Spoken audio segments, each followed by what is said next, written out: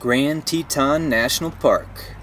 Outside Jackson, Wyoming and Yellowstone, first thing you notice is it's dominated by the Tetons Range, with the high point of Grand Teton Peak at over 13,000 feet.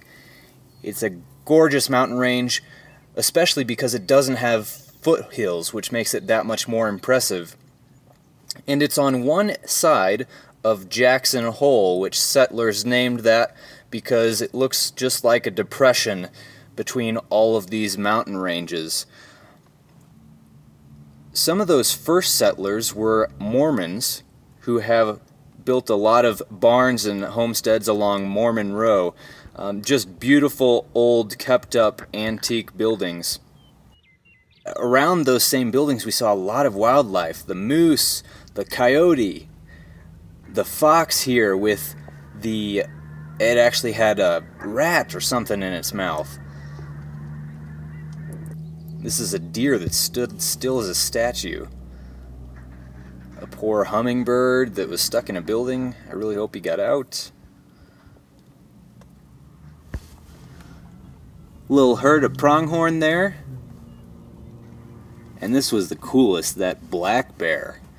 Just wandering around right beside the road. You can see so much in the park just from driving. And this was cool. We saw... That's an osprey. From the river, soaring all over us. Some entertaining ducks. And then another bird of prey, the bald eagle.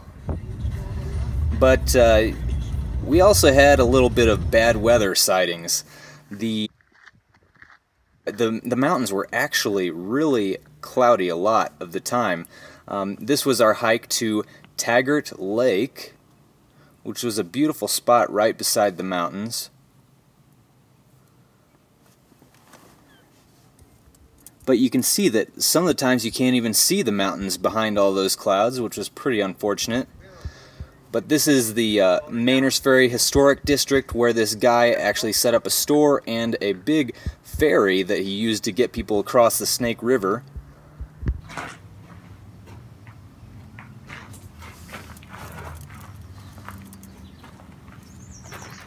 Pick one, Cole. What's your favorite?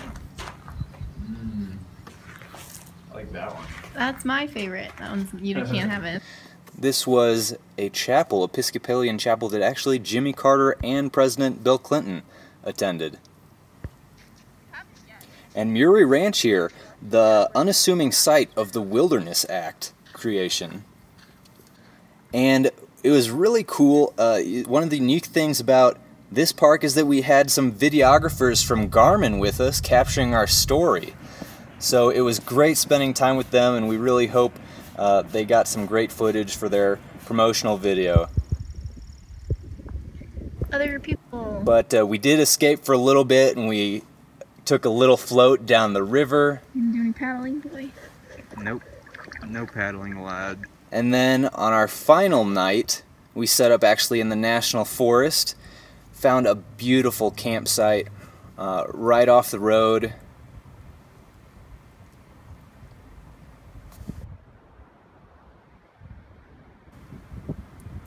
And the next morning we got up early again for sunrise, and we're a little disappointed because the clouds were everywhere. It was supposed to be clear, but it was really strange how they had so many layers of clouds and pretty limited views. So we were just super excited that we actually did get up early the first morning we were there and captured these views when it was actually clear, because that was the only time we got.